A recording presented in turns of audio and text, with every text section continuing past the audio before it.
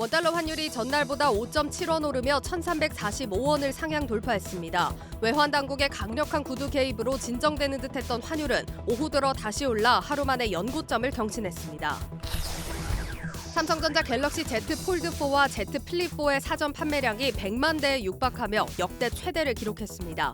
삼성전자는 7일 동안 진행한 사전 판매에서 약 97만 대가 팔렸고 특히 고가 모델인 폴드4의 인기가 높았다고 밝혔습니다. 금융당국이 규제 혁신 차원에서 온라인 보험 비교 추천 서비스를 한시적으로 허용하기로 했습니다. 보험업계는 네이버와 카카오 토스 등 빅테크 기업들에게 보험업 진출에 길을 열어준 것이라며 반발하고 있습니다. 대형 마트들이 치킨에 이어 피자와 맥주까지 초저가 상품을 출시하고 있습니다. 고물가 시대에 소비자들이 폭발적인 반응을 보이면서 비슷한 제품을 판매하고 있는 프랜차이즈 업계가 긴장하고 있습니다. 우리 증시가 이틀째 큰 폭의 하락세를 이어갔습니다. 외환 당국이 구두 개입까지 했는데도 달러 대비 원화 환율 1,340원 선 위에 계속 머물고 있습니다. 증시 프리즘 문영민 기자 나와 있습니다.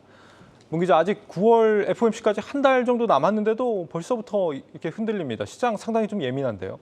맞습니다. 좀 예민하게 반응하고 있는데요. FOMC까지는 아직 시간이 남았지만 타운홀 미팅이라는 아직 큰 이슈가 있기 때문에 거기에 많이 시장이 주목을 하고 있습니다. 네. 오늘 역시 어제와 같이 코스피는 기관만 홀로 순매도를 했습니다. 이 개인과 외국인이 각각 1,390억 원, 11억 원 사들이는 동안 기관이 1,320억 원 팔아치운 거고요.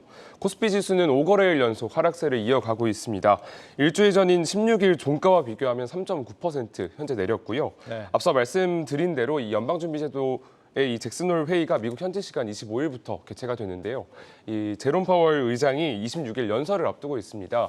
이 시장에서는 파월 의장이 이 회의에서 긴축 의지를 밝힐 것으로 좀 내다보고 있으면서 이 매파적 발언이 혹시나 나올까 그런 이를 경계하면서 현재 투심이 위축된 것으로 보입니다. 네, 환율도 오늘 더 올랐죠. 맞습니다. 어제보다 더 상승한 모습이었는데요. 우선 이 원달러 환율은 1,341.8원에 장을 열고 바로 직후 1,345원 선까지 올라섰습니다.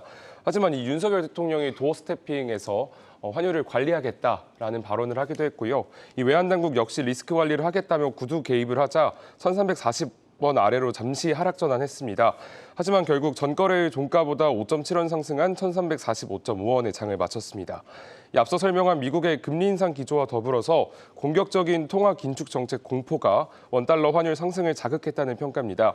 전문가들은 정부가 구두 개입에 나서면서 환율 상승 속도가 일부 조절될 수 있을 것이라 전망하면서도 1차 저항선인 1,350원을 넘어서 2차 저항선인 1,380원까지 오를 수 있다고 우려했습니다. 네, 오늘 미 국무부가 우크라이나 민간 기반 시설에 대한 러시아의 공격이 조만간 있을 거다라면서 이제 대피령을 내렸는데 확전 가능성이 또 달러 강세를 부추겼다 이런 분석입니다.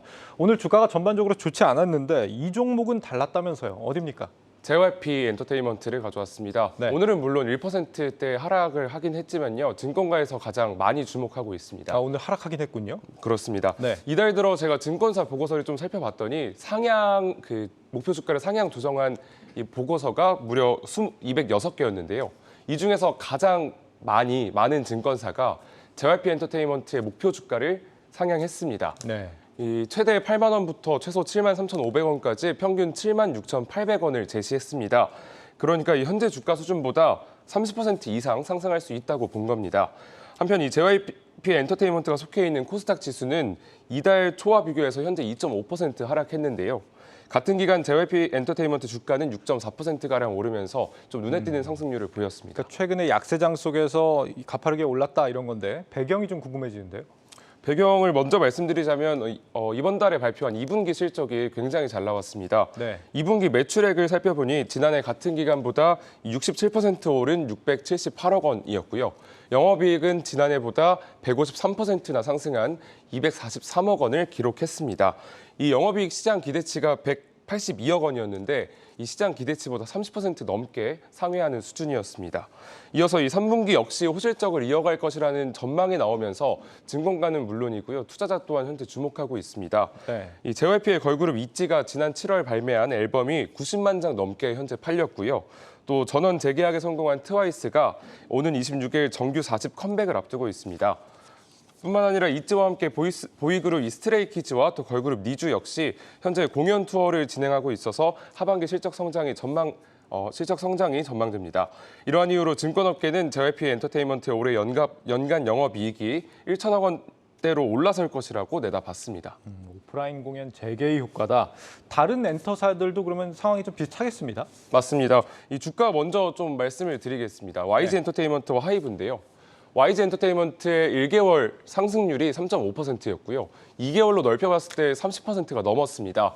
하이브 역시 2개월로 넓혀봤을 때 25%에 가까운 주가 상승률을 보였습니다. 특히 YG는 이 YG의 대표 걸그룹 블랙핑크가 이제 다음 달에 컴백을 앞두고 있는데요. 이에 따라서 하반기 최대 실적을 쓸 것으로 전망이 되고 있습니다. 이 블랙핑크가 다음 달 컴백을 앞두고 지난 19일에 블랙핑크의 싱글 핑크 베놈 뮤직비디오를 유튜브에 공개했는데요. 공개한 지 30시간이 안 돼서 조회수 1억 뷰를 달성했고요.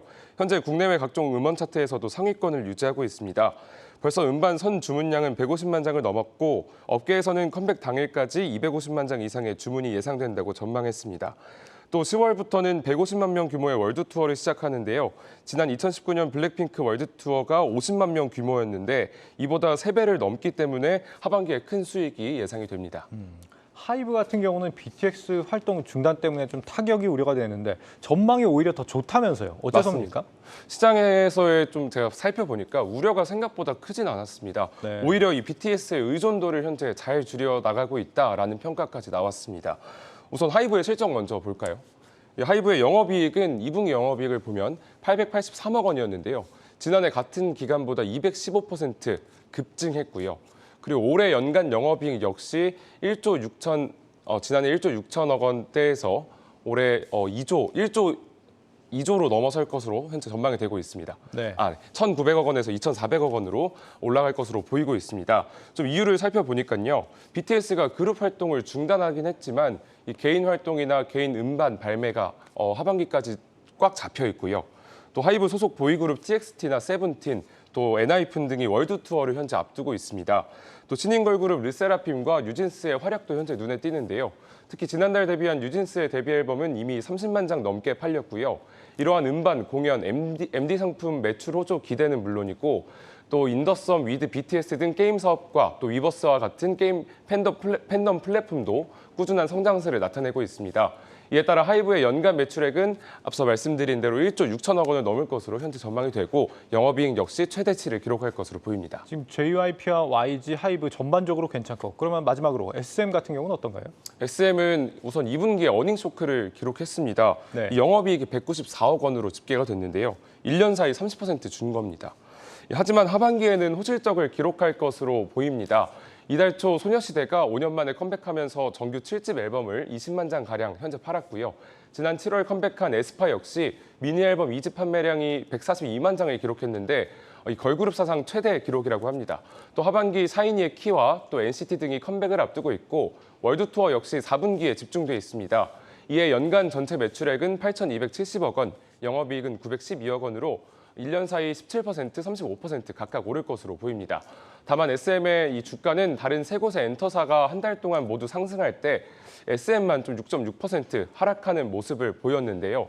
이게 이수만 대표의 라이크 기획 논란이 지속되고 있기 때문입니다. 라이크 기획은 이수만 SM 총괄 프로듀서가 운영하는 개인 회사인데 이제 여기에 일감 몰아주기 논란이 계속되고 있고 이에 이 최대 주주인 얼라인 파트너스 자산운용이 이 계약을 어서 좀 다시 재고를 해야 될 필요가 있다. 그렇지 않으면 법적 분쟁을 하겠다라고 나서면서 현재 리스크가 있는 상황입니다. 네. 엔터사 빅4를 알아봤는데 적어도 3곳 정도는 순항주인 것 같습니다. 증시 프리즘 문영민 기자였습니다.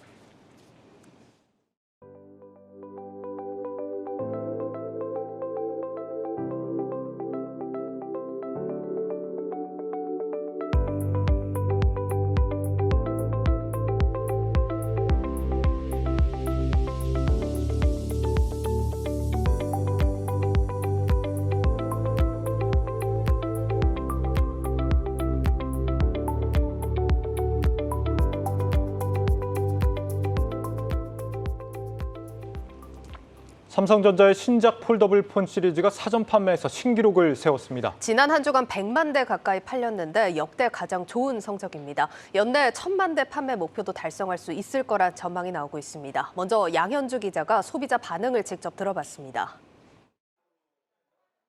서울 서초구에 위치한 갤럭시 스튜디오입니다. 점심시간을 이용해 갤럭시 폴더블 4세대 제품 사전 개통에 나선 이용자들로 매장 안이 붐빕니다. 기존 스테디셀러 노트 시리즈를 사용하던 한 이용자는 폴더블 폰의 인기를 보고 구매를 결정했다고 말합니다. 노트 8을 쓰다가 이걸 쓰니까 손에 딱 들어오기 때문에 제가 나이는 좀 있지만은 그 젊은 세대 못지않게 그 트렌드에 동승하기 위해서 이걸 구매를 하게 됐습니다. 이번 사전 예약에서 플립의 비중은 여전히 절반을 넘었지만 전작과 비교해 폴드의 비율이 눈에 띄게 높아졌습니다. 전작에 비해 8g가량 무게를 줄이고 멀티태스킹 기능을 강화한 데다 가격을 동결한 덕분입니다. 힌지 부분이 개선이 됐다고 하는데 실제로 접고 폈을 때나 이 그립감 같은 게 좀 상당히 만족스럽더라고요. 플립4에 대해선 이전과 비교해 디자인 차이가 크지 않음에도 가격이 10만 원가량 비싸진 것에 대해 아쉬움의 목소리도 나옵니다. 기존의 플립4 나오기 전보다 훨씬 더 금액이 좀 늘어났는데 그에 비해서 좀 달라진 기능은 큰 차이가 없어 보이지만 지난 16일부터 22일까지 7일간 진행한 사전 예약 판매량은 총 97만 대로 전작 판매량을 훌쩍 뛰어넘었습니다. 하루 평균 사전 판매 대수로는 역대 갤럭시 시리즈 중 최고 성적입니다. 갤럭시 Z 플립4와 폴드4의 정식 개통일은 26일. 앞서 진행되는 사전 판매는 중간 성적표 역할을 하는 만큼 신작의 흥행 여부를 가늠해 볼 수 있습니다. 업계는 올해 삼성전자가 Z 플립4, 폴드4를 통해 연간 판매량 1,000만 대를 무난하게 넘을 것으로 예상합니다. 삼성전자는 폴더블 4세대 제품을 바탕으로 프리미엄 스마트폰 시장에서 애플을 바짝 추격하겠다는 전략입니다. 이를 위해 2025년까지 프리미엄 폰 판매량에서 폴더블 폰의 비중을 50% 이상 확대할 계획입니다. 한국경제TV 양현주입니다. 네, 더 자세한 얘기 산업부 정재홍 기자와 이야기 나눠보도록 하겠습니다. 정 기자, 일단 신작 나왔을 때 전작하고 큰 차이가 없어서 이번에 흥행이 가능하겠냐 이런 의구심도 많았는데 일단 내용을 보면은 시작이 예상보다는 좀 순항 중이네요. 그렇습니다. 사실 이 내용을 계속 취재해온 저도 사실은 전작과 많이 비슷해서 예. 과연 많이 팔릴 것인가라는 데서 의구심을 가지고 있었습니다. 그래서 어제까지 사전 예약 마지막 날인 어제까지 이제 공급망과 통신 3사에 이제 취재를 좀 해봤는데 예. 전작과 비슷한 수준이라고 해서 그렇게 많이 기대를 안 하고 있었는데 오늘 삼성전자에서 97만 대 가량 팔아서 전작보다 92만 대보다 5만 대 가량 더 팔았다고 이렇게 밝히고 있어서요. 지금까지 어떤 더 많이 팔리고 정말 가장 많이 팔렸다고 이렇게 볼 수 있습니다. 리포트에서 이제 보신 것처럼 폴드 3, 플립 3 그리고 갤럭시 S22 시리즈보다 일평균 판매량, 사전 판매량이 가장 많은 수준이어서요. 지금까지 갤럭시가 나온 지 제가 세보니까 한 12년 됐더라고요. 예. 12년 동안 사전 판매량, 일평균 사전 판매량 국내 기준으로 가장 많은 수치입니다. 그렇군요. 일단 단순히 기존의 폴더블 제품뿐만이 아니라 그 어떤 제품들보다도 뭐 사전 판매지만 반응이 좋다는 건데 이 정도 흥행의 배경은 어디서 찾아볼 수 있을까요? 사실 이제 뉴욕 언팩 행사 이제 직후에 노태문 삼성전자 사장과 이제 기자 간담회가 있어서 제가 직접 이번 폴더블 폰의 완성도를 얼마라고 보시냐, 어느 정도라고 보시냐라고 물어봤는데 보통 이제 제품에 자신이 있어도 뭐 최선을 다했다 정도 이렇게 얘기를 하지 예. 뭐 이렇게 확실하게 얘기하진 잘 않잖아요. 근데 노태문 사장은 이번 기술 완성도와 이번 제품의 100%라고 좀 답을 했습니다. 그만큼 자신감이 있었던 건데 사실 이번 제품 새롭게 추가된 기능도 좀 적고 디자인도 전작과 비슷해서 흥행이 어려울 거라는 전망도 있었지만 이 예상을 좀 뒤집었다고 지금 초반 흥행만으로 보면 좀 뒤집었다고 볼 수 있는데 올해 목표치인 1,000만 대 이상을 팔자는 지켜봐야겠지만 결과적으로 노 사장의 말은 좀 어느 정도 근거 있는 자신감이 됐다라고 볼 수 있겠습니다. 예. 그리고 이제 가장 많이 팔린 이유는 아무래도 가격 정책이 주요했다라고 지금 시장에서는 평가를 하고 있습니다. 가격은 이제 북미 시장 달러 기준으로 전작이 폴드가 1,799달러 그리고 플립이 999달러인데 동결을 유지를 했죠. 예. 지금 인플레이션 상황에서 원자재 가격이 오른 상태에서 가격 동결을 하고 사실 스펙을 어느 정도 차기작에서 올려놓은 게 있는데 그 원가가 어느 정도 비용이 올랐음에도 가격을 동결했다는 측면에서 좀 손해를 감수하고도 가격 정책을 통해서 소비자들의 어떤 가격 저항선 자체를 좀 낮췄다는 게 유효했다는 그런 분석입니다. 소비자들이 사실 이 폴더블이라는 폼 팩터라고 하나요? 이런 부분에 좀 익숙해진 부분도 영향이 있지 않았을까 이렇게도 생각이 됐는데 국내에선 이렇게 초반에 성적이 굉장히 좀 괜찮았고 해외가 사실은 이제 프리미엄 시장을 사실 애플이 꽉 잡고 있는 시장 아닙니까? 여기서 지금 뭐 앞으로 2주 있으면은 아이폰 14도 나온다고 하고 이 경쟁이 또 굉장히 좀 중요하겠습니다. 그렇습니다. 이제 프리미엄 시장에서 수익성, 고수익을 마련하기 위해서는 프리미엄 시장을 잡아야 하는 게 사실인데요. 리포트에 언급한 것처럼 사실 삼성과 애플의 프리미엄 시장에서의 지금 $400 이상 프리미엄 제품에서의 차이가 40%포인트 정도 날 정도로 처참한 수준입니다. 삼성이 아직까지 전 세계 스마트폰 시장 점유율 1위를 기록하고 있지만 이거는 이제 인도나 중남미 같은 어떻게 보면 개발도상 국가들에서 예. 중저가 스마트폰 제품들을 많이 팔고 있기 때문이거든요. 지난해 이제 800만 대를 팔았던 3세대 폴더블 제품도 국내에서 많은 수량을 소화를 했던 거지 해외에서는 많이 소화를 못했다는 평가가 나와서요. 사실 해외에 직접 나가서 폴더블 제품 보여주면 이게 어느 회사의 어느 제품인지 아직까지도 모르는 소비자들도 굉장히 많습니다. 네. 그렇기 때문에 특히 애플의 안방이 이제 북미 시장 문제도 큰데요. 1분기 기준으로 애플이 지금 절반 넘게 차지를 하고 있고 삼성이 지금 한 25%의 점유율을 가지고 있는데 올해 초에 출시한 이제 S22 시리즈가 좀 잘 팔렸다고는 하지만 아직도 북미 시장에서 중저가 스마트폰의 비중이 높은 게 사실입니다. 일례로요. 이제 제가 직접 가보기도 했지만 뉴욕에 이제 삼성전자가 맨해튼 한복판에 마련한 갤럭시 스튜디오 뉴욕 837이라는 곳이 있습니다. 여길 가보면은 이제 뉴욕 현지 특파원 계속 오랜 기간 살았던 뉴욕 현지 특파원들이 전하기로는 애플 스토어가 근처에 많잖아요. 네. 거기에 비해서 너무 소비자 방문객들이 많이 적어서 좀 아쉽다 뭐 이런 얘기를 많이 전하고 했습니다. 확실히 국내랑은 인식의 차이가 좀 확실히 드러나는 부분이 있는 것 같고 어쨌든 좀 냉정하게 보자면 글로벌 시장에서 폴더블 폰은 아직 대세가 아니라는 거네요. 그렇습니다. 하지만 이제 아예 희망은 없는 게 아닌 게요. 아직 삼성이 주력하고 있는 이제 프리미엄 스마트폰 시장의 성장성이 높다라는 것입니다. 그러니까 올해 이제 경기가 안 좋아지면서 사실 전체 스마트폰 시장 출하량은 적어질 거라고 얘기가 나오고 있지만 이 프리미엄 제품군에서는 성장성이 좀 눈에 띄거든요. 특히 이제 $1,000 이상 제품을 울트라 프리미엄 제품이라고 표현하기도 하는데 이 제품군에서는 판매량이 올해 1분기 기준으로 지난해 같은 기간보다 164%나 성장을 했습니다. 또 올해 폴더블폰 시장 규모도 지난해보다 사실 여기서는 이제 대부분의 삼성이 물량인데 2배 가까이 시장 규모가 커질 것으로 예상돼서요. 이 시장에서 이제 압도적인 1위를 기록하고 있는 삼성이 어떤 먹거리가 늘어나고 있다라고는 이제 평가를 할 수 있겠습니다. 그렇군요. 뭐 애플 얘기 잠깐 하자면 애플도 사실 가만히 있는 건 아니니까요. 애플도 뭐 이번에 대대적인 또 디자인 변화가 예고가 돼 있는 상황인데 삼성전자 입장에서는 그럼 폴더블 폰을 좀 어떤 식으로 발전을 시키는 게 좋을까요? 그렇습니다. 말씀하신 것처럼 이제 노치 디자인이라고 하죠. 예. 애플이 항상 이제 조롱거려 했던 M자 탈모가 없어지면서 올해는 좀 대대적인 화면 혁신이 있을 거라는 얘기가 나오고 있어서 네. 삼성으로서도 긴장을 많이 해야 하는 상황인데 사실 지금 폴더블 폰이 4세대까지 이제 진화를 거듭을 하면서 하드웨어는 어느 정도 안정이 됐다라는 게 이제 평가고요. 이제는 좀 내실을 다져야 한다는 그런 기간이라고 볼 수 있겠습니다.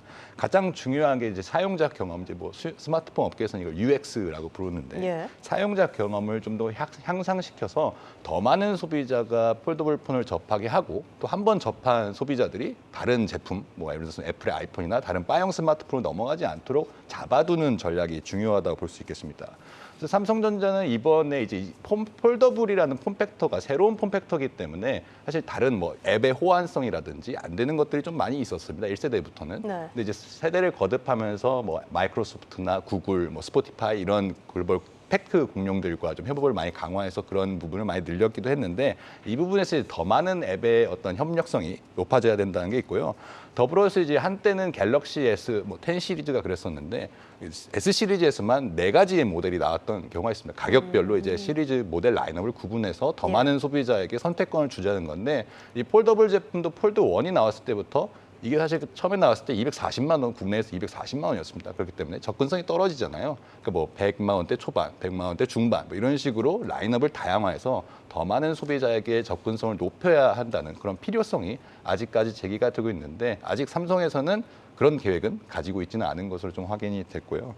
무엇보다 지금 삼성이 가장 아픈 거는 자체 칩 엑시노스 AP 문제입니다. 애플리케이션 프로세서 문제인데 이번 4세대 폴더블도 사실 TSMC 4나노 공정을 이용한 그 퀄컴의 스냅드래곤 칩이 들어갔거든요. 그러니까 엑시노스를 자기네 제품에도 못 쓰는 이유가 그걸 자기네 걸 쓰면 제품 경쟁력, 그러니까 스마트폰의 경쟁력이 떨어지기 때문에 못 쓰는 슬픈 상황인 거잖아요. 네. 그러니까 이 자체 경쟁력을 좀 높여야 하는데 만약 퀄컴에서 좀 제품 경쟁력이 안 나오면 그거에 의존성이 높은 삼성으로서는 스마트폰 경쟁력 자체가 떨어져 버리는 그런 문제가 생길 수도 있거든요. 그렇기 때문에 애플과의 어떤 프리미엄 시장에서의 본격적인 경쟁을 위해서는 자체 측 개발에도 신경을 많이 써야 한다는 그런 지적이 나오고 있습니다. 네, 여기까지 듣도록 하겠습니다. 산업부 정재훈 기자였습니다.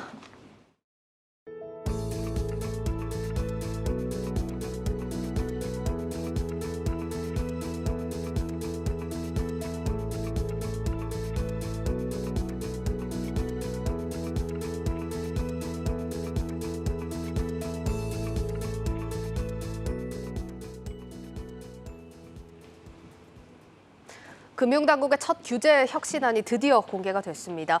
윤석열 정부 첫 금융수장 김주현 금융위원장이 취임과 동시에 강조했던 부분이 이 금융 BTS를 만들기 위해서 각종 규제를 개혁하겠다 이 부분이었습니다. 과연 어떤 내용들 담겨 있는지 취재기자와 이야기 나눠보겠습니다. 경제부 장슬기 기자 나와 있습니다. 자, 기자 오늘 2차 회의 열렸는데 어떤 내용 들어갔습니까? 네, 일단 안건은 크게 두 가지입니다. 플랫폼 금융 서비스 활성화 방안과 금융 규제 샌드박스 내실화 방안 이렇게 두 가지가 있는데요. 예. 특히 가장 주목받고 있는 부분이 온라인 플랫폼 활성화 부분입니다. 최근 직접 금융사를 찾지 않고 온라인이나 비대면으로 금융 업무를 보는 사람들이 좀 늘어나고 있는데요. 금융 서비스도 다양한 비교와 선택이 가능하도록 이 플랫폼화하겠다는 게 핵심입니다. 일단 먼저 플랫폼 금융 서비스를 또 크게 두 가지로 좀 나눠보겠습니다. 먼저 이 금융사들이 부수 업무나 자회사 형태로 플랫폼 업을 할 수 있도록 열어줬습니다. 보험의 경우에는 헬스케어 서비스가 될 수 있고요. 예. 카드사의 경우에는 생활 밀착 금융 플랫폼을 운영할 수 있도록 이제 여러 부수 업무 규제를 완화했습니다. 이제 또 하나는 논쟁이 좀 많았던 부분인데요. 바로 온라인 금융 상품 중개 서비스 허용입니다. 금융사뿐만 아니라 이제 기존 네이버나 카카오 등 이런 플랫폼 빅테크 업체들도 예적금이나 보험 같은 금융 상품 중개를 할 수 있도록 했습니다. 네, 앞서서 또 한 번 크게 이슈가 됐던 게 또 카카오 사례겠죠. 그때 보면은 금융업 라이센스가 있어야지만 중개 서비스 업무를 할 수 있다 이런 부분이었는데 이 부분에도 좀 변화가 있는 거네요. 네, 맞습니다. 실제로 그 작년 9월에 카카오페이가 보험 상품 비교 추천 서비스를 운영했습니다. 예. 그런데 이 금융당국이 이를 금소법에 따라서 보험 판매 중개 행위로 보고 보험업 라이센스가 없으니까 중개업 할 수 없다. 이렇게 규정을 좀 지으면서 서비스가 중단되기도 했습니다. 예. 그런데 이제 이번에 새 정부 출범 이후에 금융규제 샌드박스, 이제 우리가 혁신 금융 서비스라고 좀 말을 하는데요. 예. 이를 적용해서 마이데이터 사업자나 전자금융업자들에게 한시적으로 규제를 완화해주겠다는 겁니다. 일단 이 소비자들은 카카오나 네이버 같은 플랫폼에서 보험 상품 검색할 수 있고요. 또 비교까지 직접 가능해지는 형태입니다. 근데 이렇게 빅테크들 규제가 다시 완화가 된다면 금융사들 반발이 만만치 않을 것 같은데요. 네, 이미 이런 규제 완화 소식이 좀 전해지면서 보험 대리점 협회나 이제 보험 설계사들이 이제 이런 빅테크들의 보험 대리점 진입을 좀 결사 반대한다. 예. 이렇게 좀 목소리를 높이고 있습니다. 이 혁신금융이라는 명목으로 빅테크들에게 보험 대리점 업이 허용되면 기존 대면 채널의 이제 설계사들이 되겠죠. 생존을 위협받을 수 있다는 주장입니다. 그리고 또 하나는 바로 빅테크 종속 문제입니다. 지난해 기준으로 네이버와 카카오 하루 이용자 수가 무려 8천만 명입니다. 이 국민 대다수가 사용하는 플랫폼에 금융 상품까지 얹어지면 이제 대부분 이 채널을 이용하게 되는 만큼 예. 이 기존 금융사들 입장에서는 상품을 공급하는 제조사 역할밖에 하지 못한다는 게 이들의 주장입니다. 그런데 사실 이제 네이버나 카카오에서 이렇게 편하게 금융 상품을 좀 비교를 해볼 수 있다면 소비자 입장에서는 마다할 이유가 없는 부분 아닐까요? 네, 물론 그렇습니다. 이제 정보의 다양성, 좀 예. 편의성이 좀 높아진다고 표현을 하는데요. 소비자들은 아무래도 좀 더 간편하고 쉽게 다양한 금융 상품의 정보를 얻을 수 있다는 이점이 있습니다. 그런데 이 금융사들은 이미 우월적 지위에 있는 빅테크들이 금융 상품 비교에다가 판매까지 또 연결되게 되면 소위 말해 갑질을 할 수 있다. 이렇게 좀 우려를 하고 있습니다. 또 하나 우려되는 거는 추후에 서비스 이용료를 과도하게 무는 이제 즉 수수료 인상이 이뤄질 수 있다는 게 좀 하나의 또 우려점인데요. 예. 이 실제로도 오랜 기간 동안 금융사와 빅테크 간 경쟁은 좀 이어져 왔습니다. 우리가 표면적으로는 경쟁이지만 사실 속을 들여다보면 우리가 빅테크 플랫폼 없이는 조금 운영이 힘든 그렇죠. 이런 환경이 좀 조성된 거는 사실입니다. 이렇다 보니까 시중 은행들이 오히려 이제 빅테크와 손을 잡는 경우도 좀 있는데요. 실제로 이 우리은행 같은 경우에 이제 네이버 파이낸셜과 제휴해서 소상공인 데이터를 활용하는 대출 상품을 내놓기로 했고요. 카카오페이와 함께 기획한 이 신용카드도 출시가 되기도 했습니다. 그리고 뭐 많이들 아시겠지만 이미 카카오톡 선물하기 채널에서도 보험 상품이 판매되고 있는 것처럼 이 종속되고 싶지 않아도 사실상 함께 갈 수밖에 없는 이런 환경이 만들어진 셈입니다. 그런데 뭐 사실 구글 사례도 있듯이 쉽게 생각할 문제는 아닌 것 같습니다. 뭐 그러면 이런 플랫폼 독점 우려에 대한 안전장치 같은 건 좀 마련이 됐습니까? 네, 물론 금융당국도 이런 우려를 알고 있기 때문에 이 플랫폼 영향력이 과도하게 확대되지 않도록 안전장치를 마련하긴 했습니다. 네. 보험 중개 같은 경우를 보면요. 온라인 전용 상품뿐만 아니라 현재 대면용 그리고 텔레마케팅 상품까지 모두 취급이 가능하도록 허용이 됐는데 대신 이제 소비자 피해 우려가 큰 종신보험이나 변액보험 그리고 외화보험 좀 약간 복잡한 구조의 상품들인데요. 이런 상품들은 대상에서 제외하기로 했습니다. 네. 그리고 또 플랫폼이 보험 소비자 피해 발생 시에 즉각적으로 배상할 수 있도록 영업 보증금을 예치하고 이 최저 한도도 설정하도록 했습니다. 특히 소비자들이 우려할 수 있는 수수료 인상 부분 이와 관련해서도 상한 한도를 두고 또 그 보험사 홈페이지로 직접 가입할 때 보험료가 좀 더 저렴하게 될 수 있다. 그럴 경우에는 이 부분을 좀 안내하도록 하도록 했고요. 네. 또 시장 영향력이 큰 대형 플랫폼에 한해서는 우리가 이제 방카슈랑수 25% 룰이라고 합니다. 특정 한 곳의 모집 비중을 25% 이상 두지 못하게 하는 그런 규제책인데요. 이런 것들을 좀 참고해서 특정사 편중을 막기로 했습니다. 아무래도 이제 계열 보험사의 일감 몰아주기가 되는 것을 사실상 좀 불가능해지게 규제하는 방안입니다. 예, 잘 들었습니다. 경제부 장슬기 기자였습니다.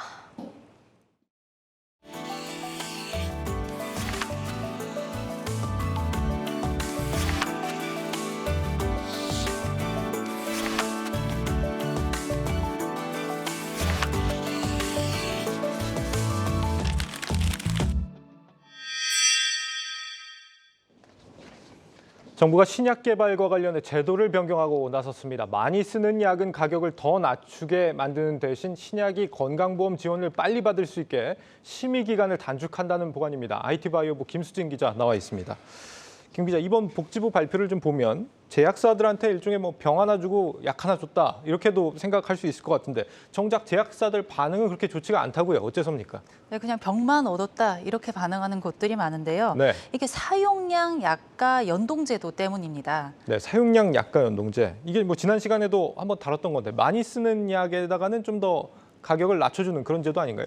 네, 맞습니다. 근데 이거를 개선을 하겠다고 했는데 네. 많이 쓰는 약의 가격을 얼마나 낮추느냐는 게 원래는 최대 인하율이 한 10% 정도입니다. 네. 근데 이번에 10%를 사용하면에 따라서 변동을 하겠다 이렇게 밝힌 건데요. 이제 한 10% 정도면 얼마나 낮출 것이라고 이제 좀 예상을 하실까요, 보통은? 글쎄요. 그러니까 지금 이게 원래는 10% 정도 많이 쓰는 약에 대해서 더 인하를 해줄 수 있게 해놨는데 네. 이거를 10%보다 더 낮출 수 있게 해주겠다. 맞습니다. 전문가들은 15%에서 20% 수준까지도 이렇게 보고 있습니다. 이러면 제약사 입장에서는 오히려 많이 팔수록 뭐 남는 게 없어지는 그런 거 아닌가요? 네, 아무래도 좀 반발하는 의견들이 좀 있는데요. 약가가 내려가는 거니까요. 이제 한국글로벌의학산업협회에서는 입장 발표문까지 냈습니다. 약가 인하율 확대랑 관련해서 신약을 개발 중인 국내 산업의 혁신 선장에 대한 동기를 저해할 뿐만 아니라 산업 전체를 위축시킬 수 있어서 바이오 강국으로 도약하고자 하는 새 정부 기조에도 역행한다 이렇게 이야기를 했습니다. 네. 이제 신약 개발에는 굉장히 많은 시간과 재화가 들어가는데요. 사실 국내 의약품 가격이 다른 나라보다 약간 싼 편입니다. 네. 정부 정책 자체가 처음에 가격을 정할 때 미국이나 영국 같은 선진국보다 가격이 높지 않도록 조정을 하거든요. 그러니까 약이라는 게 또 국민의 건강과 관련이 있는 거다 보니까 어느 정도는 또 이해가 가는데 그렇다고 또 가격을 너무 많이 이렇게 낮춰버린다고 하면은 제약사 입장에서는 수요가 많은 약일수록 개발을 안 하고 싶을 것 같은데요. 그러니까 아무래도 좀 개발 의지가 꺾이는 거죠. 네. 관련해서 전문가 의견 준비했습니다. 신약들이 돈하고 시간이 굉장히 많이 들어갔음에도 불구하고 굉장히 낮은 가격에 등재되는 것도 모자라서 등재된 이후에도 가격이 굉장히 많이 깎인다고 가정하면 그런 좋은 약을 못하러 개발해서 팔아야 되느냐 뭐 이런 생각을 할 수 있다는 얘기죠. 근데 이제 가격을 안 올리고 그냥 동결하는 수준만도 괜찮을 것 같은데 정부가 굳이 가격을 인하를 하려는 뭐 배경 같은 게 있을까요?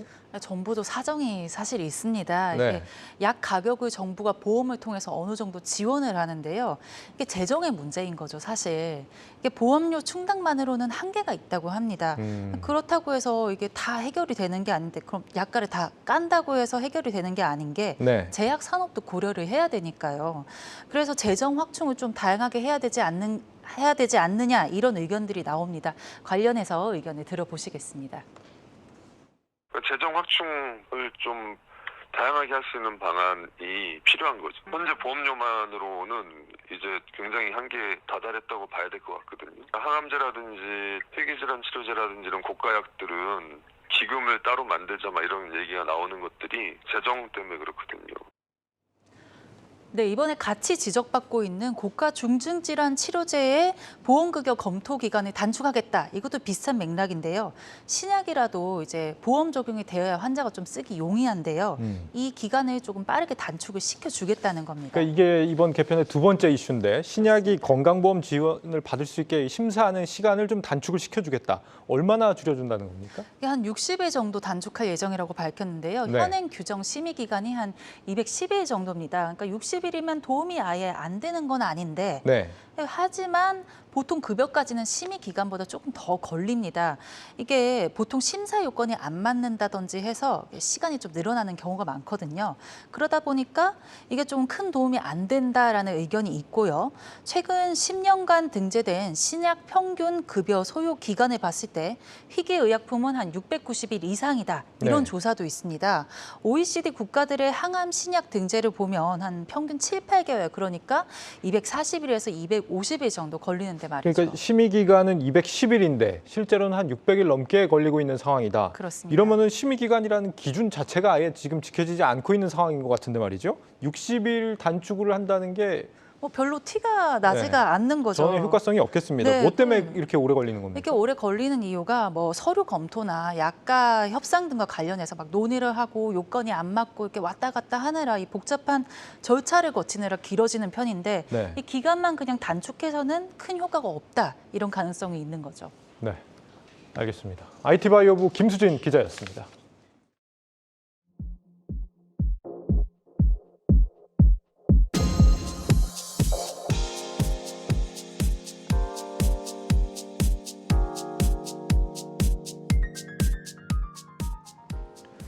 전 세계적인 유동성 축소와 함께 성장주들이 크게 하락하면서 시총 상위주들의 순위가 달라지고 있습니다.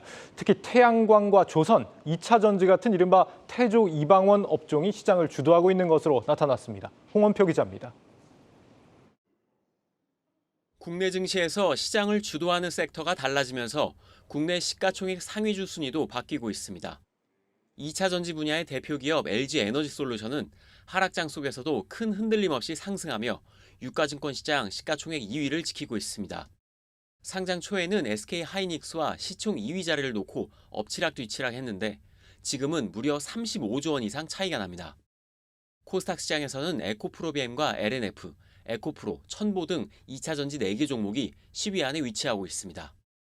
IT나 바이오, 게임주 같은 성장주가 부진한 틈을 타 2차 전지를 비롯한 시장 주도 섹터가 새롭게 나타났습니다. 태양광과 조선, 2차 전지, 방산, 원자력 등을 일컫는 이른바 태조 이방원입니다. 특히 태양광과 원자력 등은 러시아 우크라이나 전쟁으로 시작된 글로벌 에너지 수급 불안 영향으로 하락장에서 상승했습니다. 또한 미국의 인플레이션 감축법 통과도 태조 이방원에 긍정적인 영향을 줄 것이라는 분석입니다. 7월 이후부터는 미국에서도 또 이제 인플레이션 리덕션 법안이라고 해가지고 신재생이나 공급에 투자해서 인플레이션 압력을 낮추자고 하는 그런 법안이 또 이번에 상하원까지 다 통과되지 않습니까? 그래서 그런 부분이 이제 모멘텀을 받아서 뭐 신재생이라든지 전력 인프라라든지 LNG라든지 이런 부분이 다 주도 섹터가 됐던 것 같고요. 특히 찬바람이 부는 국내 IPO 시장에서도 2차 전지 관련 종목은 흥행에 성공했습니다. 지난 22일 상장한 2차 전지 장비 기업인 대성 하이텍이나 폐배터리 관련 기업 세비캠과 성일 하이텍은 상장 후 공모가를 크게 웃돌았습니다. 전문가들은 태조 이방원 섹터는 국내 정책과 국제 정세 등 다양한 요인이 호재로 작용하면서 향후 실적 전망도 밝아 보인다고 내다봤습니다. 한국경제TV 홍원표입니다. 우리 경제 주체들이 향후 1년간 예상하는 물가 상승률, 이른바 기대 인플레이션율이 8개월 만에 소폭 하락했습니다. 실제 소비자 물가 상승세의 둔화로도 이어질 수 있을지 관심인데, 다만 환율 급등 탓에 물가 정점 시기는 예상보다 더 늦어질 거란 분석입니다. 전민정 기자입니다. 현지 시간으로 지난 10일 발표된 미국의 7월 소비자 물가 지수 상승률은 8.5%. 전달은 물론 시장 예상치 또한 밑돌면서 인플레이션이 정점을 찍은 것이 아니냐는 기대감이 확산됐습니다. 이렇듯 글로벌 물가 흐름이 정점에 가까워졌다는 분석에 한국은행이 오늘 발표한 8월 기대 인플레이션율도 전달보다 내렸습니다. 지난해 12월 이후 8개월 만에 하락세로 돌아선 겁니다. 8월 기대 인플레이션은 글로벌 물가 흐름 정점 통과 뉴스와 함께 대내적으로도 최근에 유가가 계속 연속 하락하였고, 또 하반기에 물가 정점을 지날 것이라는 정보 발표 등도 있어서 소비자 심리에 영향을 주어 소폭 0.4%포인트 하락하였습니다. 고공행진하던 기대 인플레가 한풀 꺾이면서 6%대까지 치솟은 물가가 정점에 가까워졌다는 전망이 나옵니다. 정부도 최근 국제유가와 곡물값 하락을 근거로 추석이 지난 9월, 늦어도 10월쯤엔 물가 상승세가 한층 꺾일 것으로 보고 있습니다. 하지만 아직 3분기 물가 정점을 속단하기에는 이르다는 신중론도 적지 않습니다. 환율이 다시 가파르게 오르고 있어서입니다. 오늘 원달러 환율은 외환당국의 구두 개입에도 13년 만에 1,345원을 돌파하며 이틀 연속 연고점을 경신한 상황. 이렇듯 환율이 폭주하면 원자재 가격 하락 효과도 상쇄되고 수입 물가도 밀어올려 물가 정점은 더욱 늦춰질 수 있습니다. 이날 한국경제연구원은 실제 물가보다 체감 물가가 상승할 때 기대 인플레이션이 11배나 더 높아진다는 분석을 내놓았는데, 돼지고기, 배추와 같이 체감 물가에 영향을 주는 핵심 장바구니 품목의 수급을 안정시켜 인플레 기대 심리를 진정시키는 것이 시급하다는 조언도 덧붙였습니다. 요즘 같은 경우에는 환율에 직접적으로 개입하는 게 쉽지 않은 것은 사실이거든요. 체감 물가가 이야기가 많이 되고 있기 때문에 농수산물이나 소득에 관계없이 당연히 소비되어야 하는 그런 품목들에 대해서 정부가 비축이나 아니면 비축 물량을 풀거나 할 경우에 수급 조절을 잘해야 하는 게 좀 중요할 것 같고요. 기업 재고가 쌓이는 등 곳곳에서 경기 하락의 신호음이 감지되고 있는 가운데 고물가, 고환율이 경기 위축으로 이어지지 않도록 정부의 발빠른 대처가 더욱 필요해졌다는 지적입니다. 한국경제TV 전민정입니다. 이렇게 물가가 점차 안정을 찾아갈 거란 기대는 곧 이 미 연준의 긴축 강도 약화, 그리고 환율의 안정으로 이어질 만한 요소입니다. 하지만 지금의 고환율 상황에서 우리가 걱정할 부분 또 있습니다. 바로 동맹국끼리의 공급망 협력, 프렌드 쇼어링입니다. 미국이 주장하는 프렌드 쇼어링은 우리로선 이 국내 기업의 반강제적 해외 이전, 즉 오프쇼어링의 다름 아닙니다. 완성차, 배터리, 반도체, 우리 주력 첨단 산업들이 미국에 공장을 짓지 않으면 안 되는 상황이 됐습니다. 그간 우리 수출 기업들은 해외에서 막대한 달러를 벌어들였고, 그 달러를 팔아 원화로 바꾸면서 환율이 안정적인 흐름을 이어왔습니다. 하지만 이 해외에 공장을 세운다는 건 더 이상 한국으로 달러가 유입되지 않는다는 의미입니다. 이미 우리보다 먼저 비슷한 문제를 겪기 시작한 일본, 지난 6월 기준 엔화의 국제 경쟁력은 세계 60개국 통화 가운데 59위로 추락했습니다. 강력한 엔저 정책도 있었지만 기업들이 생산 시설을 해외로 적극 이전하면서 현지에서 벌어들인 수익 대부분을 현지에 재투자했고, 그 결과 엔화의 구매력이 50년 전 수준까지 되돌아갔다는 분석입니다. 정확히 그 전철을 지금 우리가 밟고 있습니다. 우리 원화의 국제 경쟁력 역시 지난 2020년 말 60개국 중 8위에서 올해 6월에는 23위까지 떨어졌습니다. 특히 우리의 경우 앞으로 중국으로부터 이 싸게 들여오던 원자재를 점차 다른 나라로부터 확보해야 하는데, 그러자면 수입에 있어서도 더 많은 달러를 지출할 가능성이 높습니다. 더 무서운 사실은 일본과 달리 우리는 한국은행이 원화 가치를 높이는 금리 인상을 감행하고 있는데도 이 원화 약세가 심각하다는 겁니다. 이런 상황에서 우리 기업들의 미국 이전은 앞으로 G2의 패권 경쟁이 끝나더라도 이 환율이 완전히 예전처럼 되돌아갈 수 없음을 시사하고 있습니다. 한국과 중국, 양국이 수교 30주년 기념행사를 갖는 내일, 이번에는 중국이 우리를 시험에 들게 할지도 모르겠습니다. 보호주의에 흔들리는 한국의 경제 외교가 자국을 우선하는 실리적 해답을 찾아가길 바라봅니다. 앵커 브리핑이었습니다.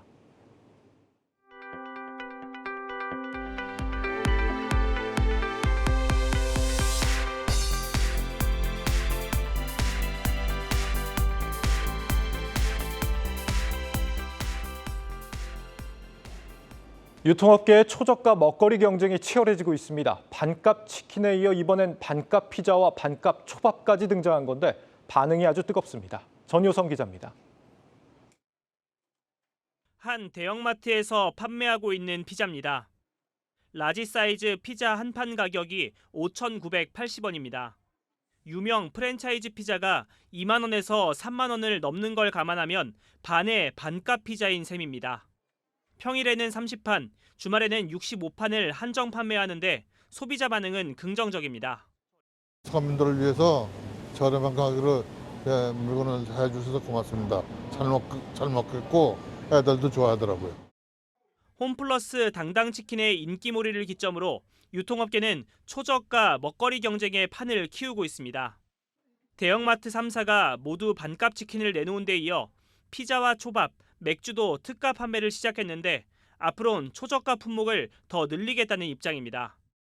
초저가 경쟁을 통해 이커머스에 뺏긴 고객을 다시 오프라인 공간으로 유도하겠다는 계산인데 현재까지 이 같은 전략은 주요하고 있다는 분석입니다. 치킨 오픈런이 연일 이어지고 있는 데다 중고거래 사이트에 웃돈을 붙인 마트치킨이 올라올 정도로 화제를 끄는 데도 성공했기 때문입니다. 실제 홈플러스는 당당치킨 흥행을 기점으로 매장 방문 고객이 15% 이상 늘었습니다. 유통업체가 쏘아 올린 초저가 경쟁의 화살은 이제 프랜차이즈 외식업계로 돌아가는 분위기입니다. 치킨, 피자를 10,000원도 되지 않는 가격에 선보이면서 프랜차이즈 업체들이 그동안 폭리를 취한 게 아니냐는 목소리가 커지고 있는 겁니다. 특히 치킨의 경우 닭고기 가격이 10년간 거의 오르지 않았다는 게 알려지면서 프랜차이즈 치킨을 불매해야 한다는 주장이 나오기도 할 정도입니다. 가격 차이가 너무 크다. 그 3만 원이 과한 거 아닌가. 충분히 가격이 내려갈 수도 있는데 과다하게 지금 인상된 부분이 있다라고 소비자들이 생각하고 있습니다. 프랜차이즈 업체들은 마트 업계가 선보인 초저가 상품은 고객을 불러 모으기 위한 미끼 상품일 뿐이라며 강하게 반발하고 있습니다. 마트에서 치킨만 팔면은 그 가격에 팔 수 있겠어요? 그게 못 팔잖아요. 딴 거 팔아서 이익을 남기잖아요. 소비자들의 기대 인플레이션율이 8개월 만에 하락했다고 하지만 여전히 체감 물가 인식은 역대 최고 수준인 상황. 유통가에 불고 있는 초저가 경쟁 바람은 당분간 수그러들지 않을 전망입니다. 한국경제TV 전유성입니다.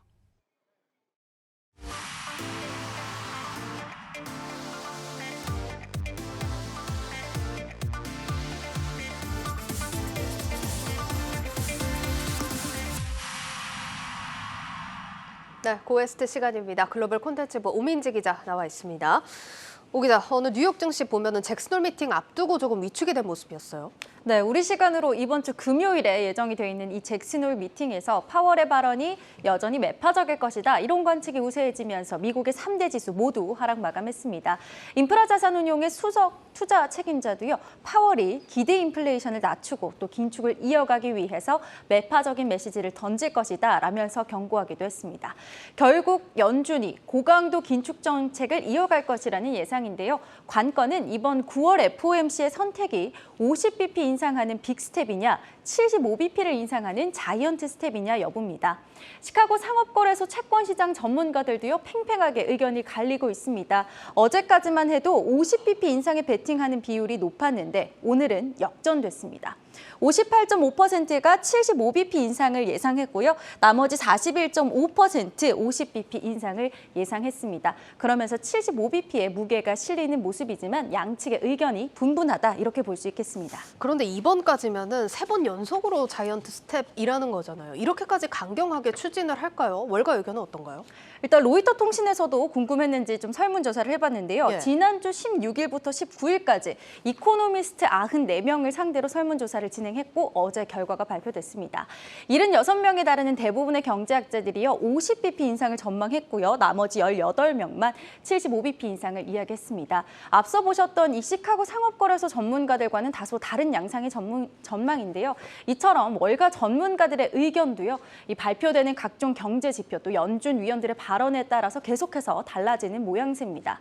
먼저 이 빅스텝을 예상하는 측에서는 연준이 금리 인상의 속도를 늦출 때가 됐다라는 겁니다. 이 뱅크 오브 아메리카는 이번 잭슨홀 미팅에 대한 시나리오를 제시하면서 연준이 9월에는 50bp, 11월도 50bp 인상을 하고요. 12월에는 25bp를 인상한다. 그래서 최종적으로 3.5에서 3.75%의 기준금리를 달성할 것이다. 이렇게 전망을 했습니다.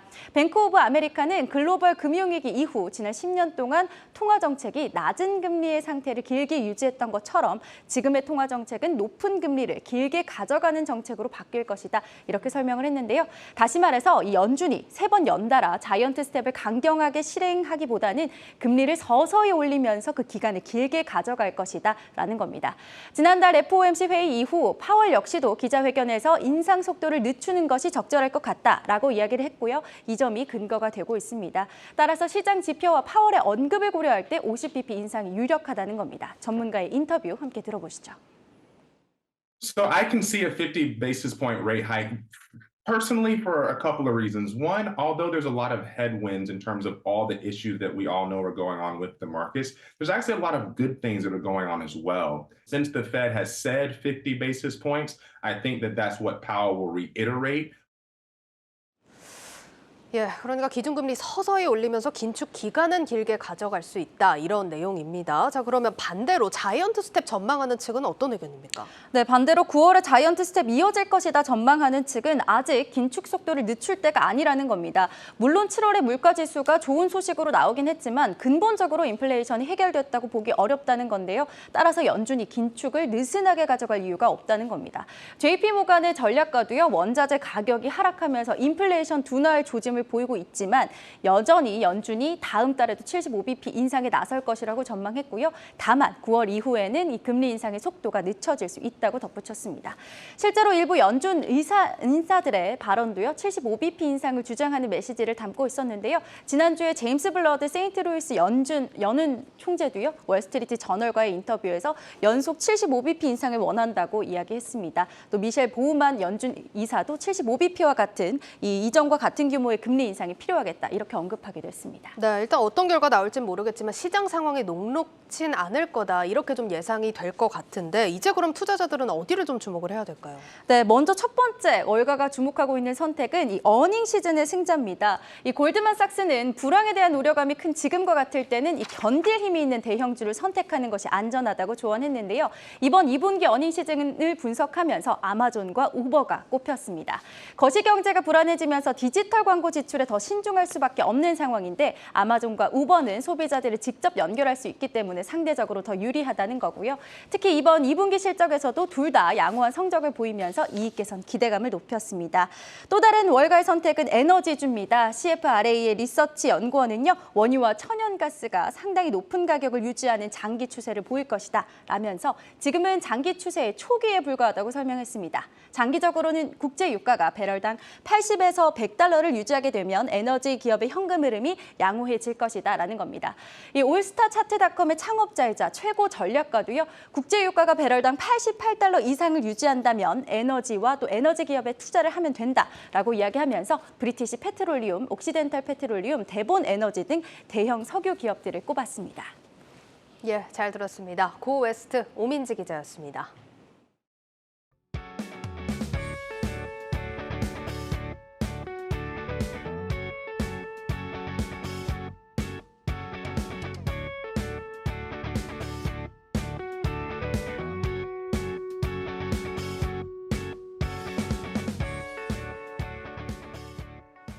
네, 오늘 뉴스플러스 준비한 소식 여기까지입니다. 여러분 고맙습니다.